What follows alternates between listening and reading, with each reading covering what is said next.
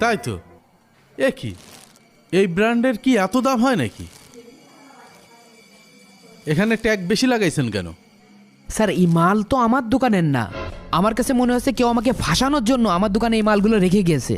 কি বলছেন আপনি? এসব প্রোডাক্ট রয়েছে আপনার দোকানে আর আপনি বলছেন এগুলো আপনার না? স্যার আমার বিশ্বাস কেউ আমাকে ফাঁসানোর চেষ্টা করছে। আপনার দোকানে সিসিটিভি ক্যামেরা আছে না? জি স্যার। ও, ওই তো সিসি ক্যামেরা, অন করেন। জি স্যার, আসেন আসেন।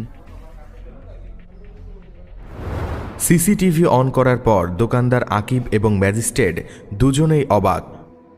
ওই দেখেন ওই দেখেন ওই দেখেন স্যার।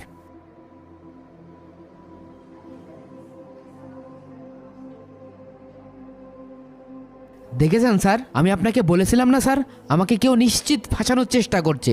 স্যার ওই ছেলেটা তো ওই পাশের দোকানের কর্মচারী স্যার। স্যার সেদিন আমি নামাজ পড়তে গেছি, ওই যে স্যার ওই দোকানের কর্মচারী এসে আমার দোকানে কম দামের পণ্য বেশি দামের ট্যাগ লাগিয়ে দিয়ে গেছে। এই শফিক, জি স্যার। যাও তো লোকটাকে ধরে নিয়ে আসো। জি স্যার। তখনই ম্যাজিস্ট্রেটের সহকারী পুলিশ সিংহের বেশে পাশের দোকানে যায় আরিফকে ধরতে।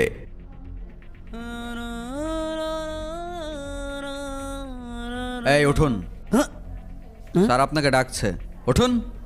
স্যার আমি কোনো কথা নয়, দোকান থেকে বের হন, আসুন। পুলিশকে দেখে ভয়ে আরিফের গলা শুকিয়ে যায়।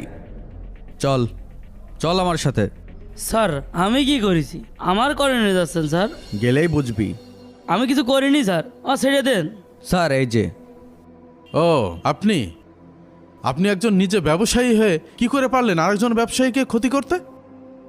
আমার ভুল হয়ে গেছে স্যার, আসলে আমার দোকানে বেচা কেনা হয় না তো, তাই হিংসের জন্যই করে ফেলাইছি, আমাকে ক্ষমা করে দেন স্যার।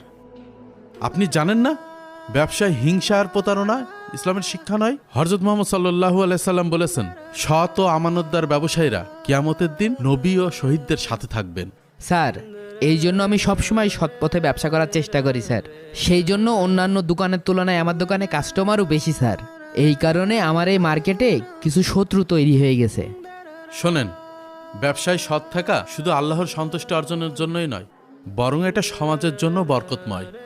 জি স্যার, আমি আমার ভুল বুঝতে পেরেছি, এমন ভুল আর কখনো করব না, আমাকে ক্ষমা করে দেন স্যার। তাই আসুন আমরা একে অন্যকে হিংসা করা বন্ধ করি আর সৎ পথে ব্যবসা করি।